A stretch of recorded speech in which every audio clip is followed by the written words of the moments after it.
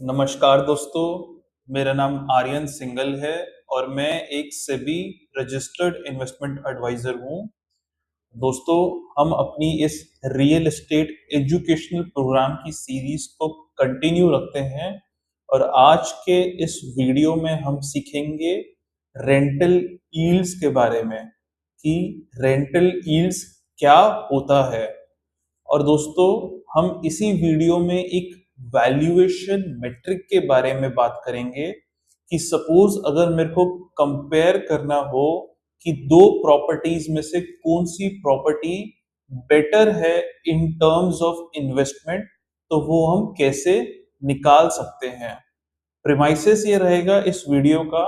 पहला प्रेमाइस ये रहेगा कि हम यहाँ पे रेसिडेंशियल रियल एस्टेट के बारे में चर्चा करेंगे। दूसरा प्रेमाइसिस ये रहेगा कि प्रॉपर्टी जो होगी वो इन्वेस्टमेंट पर्पस के लिए की जाएगी। तो जनरली प्रॉपर्टी के दो यूज होते हैं। अगर हम रेसिडेंशियल में बात करें, पहला यूज होता है फॉर एंड यूज, कि हमने उस प्रॉपर्टी को खरीदा, फर्निश कराया, पेंट पुताई कराई और उसको हमने फिर उसमें रहने लग गए। दूसरा उसका पर्पस होता है इन्वेस्टमेंट पर्पस, कि कल को हमने प्रॉपर्टी खरीदी, उसमें हमने किसी पहले फर्निशिंग कराई या अनफर्निश्ड फ्लैट को भी हमने किराए पे दे दिया। तो प्रेमाइसिस हमारा बहुत क्लियर है। पहला प्रेमाइस है कि रेसिडेंशियल रियल एस्टेट के बारे में बात करेंगे और दूसरा प्रेमाइस है कि हम एंड यूज के बारे में नहीं, हम इन्वेस्टमेंट पर्पस के बारे में बात करेंगे। तो चलिए दोस्तों, मैं आपको अपनी स्क्रीन पर लेके चलता हूं और इस टॉपिक को हम इंट्रोड्यूस करते हैं। तो चलिए दोस्तों, मैं अपनी स्क्रीन पर आ गया हूं और इस टॉपिक को हम स्टार्ट करते हैं। What is rental yields. तो हम इसका डेफिनेशन सीखेंगे, फिर इसका फॉर्मूला सीखेंगे और लास्ट में हम सीखेंगे अबाउट द वैल्यूएशन मेट्रिक, जिसको हम स्टॉक मार्केट में प्राइस टू अर्निंग भी बोलते हैं, जिसके बारे में हम बात करेंगे। तो पहला, व्हाट इज रेंटल यील्ड। तो इसका एक अगर मैं डेफिनेशन आपको बताऊं, तो rental yield is the net annual income earn from a property expressed as a percentage of its current market value. तो सपोज अगर मैंने कोई प्रॉपर्टी 100 रुपए में ली फॉर एग्जाम्पल, या एग्जाम्पल को हम मान लेते हैं 1 करोड़ की मैंने प्रॉपर्टी ली, अगर उसका मेरे को महीने का 25,000 रुपए किराया आ रहा है, तो यानी कि साल का 3 लाख रुपए किराया आ रहा है। तो इसका मतलब कि 3 lakhs is my net annual income. Annual income बोल लेंगे हम उसको, जो भी खर्चे होंगे उसमें से हम काट लेंगे प्रॉपर्टी टैक्स, जैसे कि यूटिलिटी बिल्स हो गया, मेंटेनेंस चार्जेस, जो भी अलग अलग प्रॉपर्टी टैक्स काटने के बाद या जो भी गवर्नमेंट चार्जेस काटने के बाद जो हमारा नेट एनुअल इनकम बचेगा, वो हमारा नेट एनुअल इनकम हो गया। और जो हमारा करंट प्रॉपर्टी प्राइस है 1 करोड़, तो वो हमारा करंट मार्केट वैल्यू हो गया। So it tells you for every amount of money invested in the property, how much does how much amount does it earn in rent each year। मतलब कि अगर suppose मैंने 1 करोड़ एक प्रॉपर्टी में invest किया और उसका मेरे को 25,000 रुपए किराया आ रहा है, तो यानी कि मेरे को 1 करोड़ लगा के साल का कितना रेंट आ रहा है। तो इसका अब एक फॉर्मूला अगर हम सीखें, उससे पहले rental yield is to real estate what earning yield is to equity. तो इक्विटी की भाषा में अगर हम बोले तो दो चीजें होती हैं। एक होता है नेट प्रॉफिट। नेट प्रॉफिट के बाद कंपनी के डिस्क्रिशन, उसकी मर्जी के हिसाब से चाहे तो वो रिटेन कर सकता है पैसा और चाहे तो वो डिस्ट्रीब्यूट कर सकता है। तो जनरली कंपनी कुछ पैसा डिस्ट्रीब्यूट करने से पहले, डिविडेंड देने से पहले रिटेन कर लेता है। रिटेन इसलिए करता है कि उसको फ्यूचर में कुछ एक्सपेंशन करना हो या फ्यूचर में कुछ ग्रोथ प्रोस्पेक्ट्स दिख रहे हो, तो इसलिए वो रिटेन कर लेता है। तो अब इसमें हम डिविडेंड यील्ड्स के बारे में बात नहीं कर रहे, यहाँ पे हम इक्विटी को जो कोर रिलेट कर रहे हैं रेंटल यील्ड को, वो अर्निंग यील्ड से कर रहे हैं। तो जितना भी हमारा बॉटम लाइन नेट प्रॉफिट जो इक्विटीज में निकल के आता है या जो कंपनी में निकल के आता है, हम उससे एक समझने की कोशिश कर रहे हैं। So rental yield is to real estate what earning yield is to equities. Earning yield, जैसे अगर हम इक्विटी भाषा में बोले तो अर्निंग यील्ड का फॉर्मूला होता है नेट प्रॉफिट, जितना भी रेवेन्यू, इनपुट कॉस्ट, सारे टैक्सेस, इंटरेस्ट कटने के बाद जो हमारा नेट प्रॉफिट बचता है, उसको अगर हम मार्केट कैपिटलाइजेशन से डिवाइड करें तो हमारी अर्निंग यील्ड्स निकल के आती है। उसी तरह से अगर हम बात करें, अगर जो हमारी रियल एस्टेट मार्केट है उसमें हम रेंटल यील्ड को कैसे निकालें, so rental yield is equal to annual rent divide by property price. यानी कि अगर मैं वही एग्जांपल पे चलूं कि मेरी प्रॉपर्टी अगर 1 करोड़ रुपए की है और मेरे को महीने का 25,000 रुपए रेंट आ रहा है, तो यानी कि एनुअल रेंट 3 लाख रुपए हो गया। 25,000 इंटू 12 महीने यानी कि 3 लाख डिवाइडेड बाय 1 करोड़, तो ये निकल के आता है 3%। इसको हम और अच्छे से समझेंगे। इससे पहले rent is real, price is speculative. जो हमारा रेंट होता है वो रियल होता है, प्राइस कैन बी स्पेक्युलेटिव। अगर मैं इसको रियल एस्टेट को स्टॉक मार्केट की भाषा से एक तरह से अगर मैं कोरिलेट या समझाने की कोशिश करूं, तो इवेंचुअली लॉन्ग रन में जो शेयर प्राइस होता है वो अर्निंग्स को फॉलो करता है। अगर अर्निंग ग्रेजुअली ग्रो कर रही है तो लॉन्ग रन में जो स्टॉक का प्राइस होता है वो भी ग्रेजुअली ग्रो करता है। ऐसा नहीं है कि स्टॉक का प्राइस, अर्निंग अगर डिक्लाइन कर रही है तो फ्यूचर में लॉन्ग रन में स्टॉक का प्राइस इंक्रीज होगा। तो रेंट यानी कि जो स्टॉक मार्केट में अर्निंग्स हम बोलते हैं, उसी तरह से रियल एस्टेट में जो रेंट है वो सत्य है, और प्राइस जो है वो स्पेक्युलेटिव हो सकता है। It could depend on the buyer, it could depend on the seller. तो अगर सेलर मार्केट है या बायर्स मार्केट है तो उस पे ये डिपेंड करता है। तो प्राइस स्पेक्युलेटिव होता है, रेंट रियल होता है। The market validates rent every month through real transaction। जो भी रेंट होता है वो हर महीने हम देख के उसको असेस कर सकते हैं। जैसे कि स्टॉक मार्केट में हम हर क्वार्टर, हर एनुअल में उनकी बैलेंस शीट्स को पढ़ सकते हैं, इसी तरह से हम जो प्रॉपर्टी के जो रेंट्स होते हैं उसको हम हर महीने, हम किसी न्यू सोसाइटी में जाके वहां पे जो टेनेंट्स या एग्जिस्टिंग लैंडलॉर्ड्स हैं उनसे बात करके उस जगह का रेंट आराम से 5 से 10 मिनट में पता कर सकते हैं। Property price is tomorrow's expectation, rent is today's reality. तो जो रेंट है वो आज की रियलिटी है, प्राइस जो है वो फ्यूचर की एक्सपेक्टेशंस को डिस्काउंट करते हुए माना जाता है। अगर एक जगह जो बहुत ही लुक्रेटिव बन सकती है आगे जाके, तो उसका प्राइस ऑलरेडी बहुत हाई होगा। जहां पे स्पेक्यूलेशन है कि एयरपोर्ट आने वाला है, करेंटली रेंट्स कम है but price could inflate because on the news that यहाँ पे कुछ इंफ्रास्ट्रक्चरल चेंजेस होने वाले हैं। अब हम रेंटल यील्ड के फॉर्मूले के बारे में बात करें तो rental yield is equal to annual rent divided by property price into 100। मतलब कि जो हमारा मंथली रेंट है अगर उसको हम 12 महीने से मल्टीप्लाई कर दें और जो हमारी प्रॉपर्टी की वैल्यू है तो उससे हमारा रेंटल यील्ड निकल के आ जाएगा। तो एक एग्जांपल से अगर मैं समझाने की कोशिश करूं, एनुअल रेंट अगर मेरा एक प्रॉपर्टी है जिसका प्रॉपर्टी का वैल्यू 60 लाख रुपए है और उसका महीने का रेंट मेरे को 20,000 रुपए आ रहा है, तो यानी कि 20,000 इंटू 12 यानी कि 2 लाख 40,000 रुपए का मेरे को रेंट आ रहा है और 60 लाख की प्रॉपर्टी की वैल्यू है। तो इसका रेंटल यील्ड निकल के जो आया वो है 4%, यानी कि 2,40,000 डिवाइडेड बाय 60 लाख, तो ये 4% निकल के आया।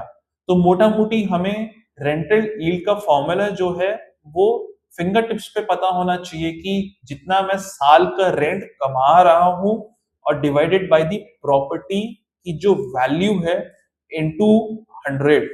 तो अगर मैं अब इस वैल्यूएशन मेट्रिक के बारे में आपसे डिस्कशन करूं, उससे पहले मैं आपको एक स्क्रीन पे इस वैल्यूएशन मेट्रिक के बारे में समझाता हूं। तो rental yield valuation, rent is real, price is speculative, use one two validate the other. अब इसके बारे में हम समझते हैं। इससे पहले हम कुछ एक डिस्कशन करते हैं what is price to earning ratio, और फिर हम इस मेट्रिक के बारे में बात करेंगे। तो अगर हम दोबारा से रेंटल यील्ड के फॉर्मूले को देखें, तो मैं एक बार दोबारा से रिपीट कर देता हूं क्योंकि ये बहुत क्रूशियल चीज है समझने के लिए। So rental yield is equal to जो मेरे को रेंट मिल रहा है डिवाइडेड बाय, इसको हम चाहे तो बोल सकते हैं एनुअल रेंट। एनुअल रेंट जो हमें मिल रहा है divided by the property value, आज की क्या प्रॉपर्टी की वैल्यू है। तो इसको मैं एनुअल रेंट को क्या मैं अर्निंग बोल सकता हूं? बिल्कुल, कि मैं एक प्रॉपर्टी में इन्वेस्ट करके मेरे को कितनी अर्निंग हो रही है। और क्या मैं प्रॉपर्टी वैल्यू को प्राइस बोल सकता हूं? बिल्कुल, कि मैं एक प्रॉपर्टी खरीदने के लिए या बेचने के लिए कितना प्राइस पे कर रहा हूं। तो अगर मेरे को प्राइस डिवाइडेड बाय अर्निंग निकालना हो, अगर मैं यहाँ पे लिखूं प्राइस डिवाइडेड बाय अर्निंग, तो आप ध्यान से देखिएगा कि मैं क्या बोल रहा हूं। प्राइस डिवाइडेड बाय अर्निंग कुछ नहीं है, 1 डिवाइडेड बाय रेंटल यील्ड है। यानी कि अगर मेरे को पता हो मेरा रेंटल यील्ड कितना है, तो उसको मैं 1 डिवाइडेड बाय रेंटल यील्ड कर दूंगा। और जैसे कि हमने देखा rental yield is equals to earning divided by price, तो ये कुछ नहीं है 1 divided by E upon P. तो अगर मेरे को प्राइस टू अर्निंग निकालना हो, तो मेरे को 1 डिवाइडेड बाय रेंटल यील्ड कर देना है। तो अगर मैं इसको और अच्छे से समझाऊं, दो प्रॉपर्टी है, हम यहाँ पे एग्जांपल के लिए लेते हैं प्रॉपर्टी ए, जिसका रेंटल यील्ड अगर हम बोलें तो करेंटली अराउंड 4% है, और दूसरी प्रॉपर्टी है प्रॉपर्टी बी, जिसका रेंटल यील्ड 5% है। अब मेरे को अगर निकालना हो प्राइस टू अर्निंग रेशियो, तो मैं क्या करूंगा, P divided by E, 1 divided bye 0.04, मतलब कि 1 डिवाइडेड बाय रेंटल यील्ड, तो ये निकल के आया 25 डिवाइडेड बाय 1। यहाँ पे 25 डिवाइडेड बाय 1 लिखना बहुत ही जरूरी है। मैं आपको 2 मिनट में समझाता हूं कि हम यहाँ पे 25 डिवाइडेड बाय 1 का मतलब क्या कहना चाह रहे हैं। इसी तरह से अगर मैं यहाँ पे लिखूं price to earning property B, जिसमें मेरे को 5% का रेंटल यील्ड मिल रहा है, so price divided by earning 1 divided bye 0.05, तो ये निकल के आया 20:1। अब दोस्तों ध्यान से देखिए, हम जब रेंटल यील्ड 4% कमा रहे हैं, जो प्रॉपर्टी 1 करोड़ की है फॉर एग्जांपल, उस पे मैं 4 लाख रुपए का साल का रेंट कमा रहा हूं। तो यानी कि क्या मैं ये बोल सकता हूं, 1 रुपए कमाने के लिए, 1 रुपए की अर्निंग के लिए मैं 25 रुपए पे कर रहा हूं। मतलब कि 1 रुपए की साल की अर्निंग के लिए आई एम पेइंग 25 टाइम्स। उसी तरह से अगर मैं प्रॉपर्टी बी बोलूं, जो कि 5% का रेंटल यील्ड कमा रही है, और अगर मैं मानूं एग्जाम्पल कि वो 1 करोड़ की प्रॉपर्टी है और उस पे मेरे को 5 लाख का रेंट आ रहा है, तो यानी कि मैं 1/0.05, मतलब कि मैं 1 रुपए कमाने के लिए 20 गुना पैसे दे रहा हूं। तो ये एक एग्जाम्पल है, जैसे कि हम स्टॉक मार्केट में प्राइस टू अर्निंग रेशियो निकालते हैं। अगर किसी स्टॉक का प्राइस टू अर्निंग रेशियो 25 है, यानी कि 1 रुपए कमाने के लिए मैं 25 रुपए पे कर रहा हूं। अगर दूसरी कंपनी जिसमें मेरे को 1 रुपए कमाने के लिए 20 रुपए देने पड़ रहे हैं, तो मैं क्या बोलूं, मैं 20 रुपए वाली प्रॉपर्टी को चुनूं या 25 वाली प्रॉपर्टी को? आंसर इतना सिंपल नहीं है। जनरली अगर हम एक लेमैन के लिए बोले तो 20, जहां पे मैं 20 रुपए देके 1 रुपए कमा रहा हूं, वो बेटर है। बट हो सकता है कि क्या वो वैल्यू ट्रैप ना हो, यानी कि उस प्रॉपर्टी में मैं पे तो कर दूंगा 20 रुपए 1 रुपए कमाने के लिए, और दूसरी प्रॉपर्टी को मैं छोड़ दूं जिसमें मैं 25 रुपए देके 1 रुपए अर्न कर रहा हूं। आंसर इतना सिंपल नहीं है कि मैं कौन सी चुनूं, बट ये एक वैल्यूएशन मेट्रिक है कि आप एक प्रॉपर्टी को असेस कर सकते हो कि बिल्डिंग जो बनी है वो न्यू बिल्डिंग है कि वो ओल्ड बिल्डिंग है, लोकेशन जो है प्रॉमिसिंग लोकेशन है, टीयर 2 है, टीयर 3 है, कंस्ट्रक्शन क्वालिटी कैसी है, क्या वो माइवन कंस्ट्रक्शन है, क्या वो रेड ब्रिक्स से बनी है। तो दोस्तों, ये जनरली मैं अपने क्लाइंट्स के लिए हेल्प करता हूं कि हम उनको प्रॉपर्टी असेस कराने में हेल्प करते हैं। तो चाहे तो आप एक कंसल्टेशन मेरे से बुक कर सकते हैं 1-on-1, बट अभी के लिए मैं आपको कुछ और स्लाइड्स पे दिखा के कुछ रूल ऑफ थम्स बताना चाहता हूं। तो जो हमने ये प्राइस टू अर्निंग का मेट्रिक सीखा, उसी को मैं कुछ रूल ऑफ थम्स के थ्रू बताता हूं। तो अगर मैं आपको बोलूं rental yields, price to earning, rule of thumbs, इनको आप एक रूल ऑफ थम्स की तरह ही लीजिएगा। ये कोई पत्थर की लकीर नहीं है, ये मोटा मोटी एक रूल्स हैं जो हम फॉलो कर सकते हैं, जो हमने प्रेमाइसिस सेट किया वीडियो के स्टार्टिंग में। रेसिडेंशियल रियल एस्टेट, दूसरा अबाउट द इन्वेस्टमेंट पर्पस। तो अगर हम दोबारा से रिपीट करें तो रेंट इज रियल, प्राइस, जो रियल कैश फ्लोज हैं वो रेंट होते हैं, और जो प्राइस होता है वो स्पेक्यूलेटिव होता है। तो अगर मैं आपको दोबारा से बोलूं, rent is real, real cash flow, market validates it every month. Price is speculative. Future development often already baked into today's price. अगर किसी लोकेशन पे मेरे को पता है कि कुछ इंफ्रास्ट्रक्चरल प्रोजेक्ट्स आने वाले हैं, मेरे को एज इन, अगर जनरली ये पब्लिक में सबको पता है, तो उस लोकेशन के जो प्राइजेस होंगे वो ऑलरेडी फ्यूचर रेंट्स को, जहां पे रेंट इंक्रीज हो सकता है, वो ऑलरेडी उसको अपने कैलकुलेशंस में डिस्काउंट कर लेंगे। डिस्काउंट यानी कि ऑलरेडी उस इंफॉर्मेशन को अपने प्राइस में इनकॉर्पोरेट कर लेंगे। तो जो उसका प्राइस टू अर्निंग रेशियो होगा उस प्रॉपर्टी का, वो ऑलरेडी हाई होने के चांसेस हैं। तो rental valuation framework, price vis-a-vis annual rent. अगर कोई प्रॉपर्टी जहां पे मेरे को रेंटल यील्ड 3% का आ रहा हो, तो इसका क्या प्राइस टू अर्निंग रेशियो होगा?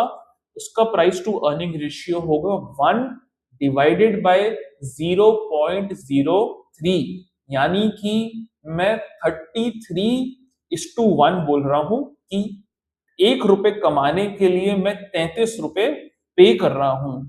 या मैं इसको ऐसे भी समझा सकता हूं कि साल की 1 रुपए अर्निंग के लिए मैं 33 साल के लिए ऑलरेडी उसको पैसे दे रहा हूं।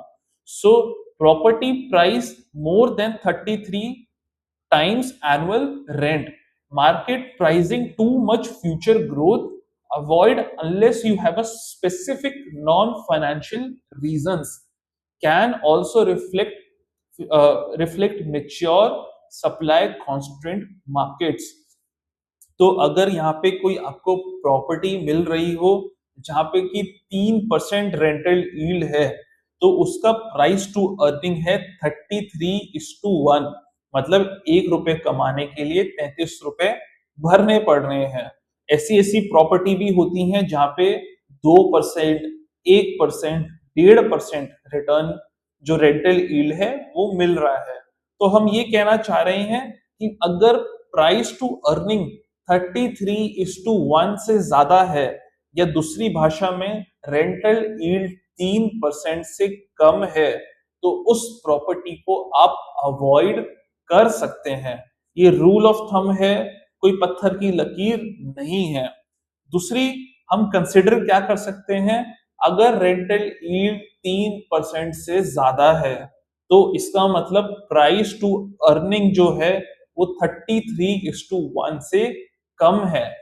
Property less than 33 times annual rent, acceptable zone, reasonably priced relative to earning capacity, worth considering if location, builder quality, fundamentals are strong। यानी कि लोकेशन बहुत प्रॉमिसिंग है, बिल्डर की क्वालिटी बहुत अच्छी है, और वहां की जो माइक्रो मार्केट की फंडामेंटल स्टोरी है वो काफी promising and lucrative and believable है। तो वहां पे आप 33 टाइम्स लेस देन से पे कर सकते हैं। अगर मैं तीसरा बोलूं, गुड बाय, यानी कि अगर मेरा रेंटल यील्ड 4% है, तो इसका मतलब प्राइस टू अर्निंग रेशियो होगा 1/0.04, यानी कि 25 साल, 1 रुपए कमाने के लिए मैं 25 साल का प्राइस पहले ही पे कर रहा हूं। सो प्रॉपर्टी एट 25 टाइम्स और less of annual rent, strong buy signal, genuinely undervalued relative to rental earning capacity, rare in mature market। जो mature markets होती हैं, mature micro markets जो होती हैं, वहां पे जनरली ये रेंटल यील्ड जब जब मार्केट बहुत अच्छा कर रहा होता है, प्रॉपर्टी मार्केट जो बहुत अच्छा कर रहा होता है, तो ये इस तरह के रेंटल यील्ड्स मिलना थोड़ा रेयर होता है। So act decisively when you find. तो जब आपको ये मिल जाए इस तरह की प्रॉपर्टी, तो आप जरूर पहले तो लोकेशन को देखिए, बिल्डर की क्वालिटी को देखिए, और वहां के फंडामेंटल माइक्रो मार्केट को भी जरूर स्टडी करिए। तो आई होप दोस्तों आपको ये रेंटल यील्ड का वीडियो अच्छे से समझ आया होगा कि रेंटल यील्ड क्या होता है, और साथ ही साथ आपने जो ये वैल्यूएशन फ्रेमवर्क जो हमने प्राइस टू अर्निंग के बारे में बात करी, जैसे कि स्टॉक मार्केट में हम बोलते हैं रिलेटिव वैल्यूएशन, उसमें हमने स्टॉक मार्केट का जो कॉन्सेप्ट है रिलेटिव वैल्यूएशन का, वो हमने कैसे रियल एस्टेट में अप्लाई करने की कोशिश करी।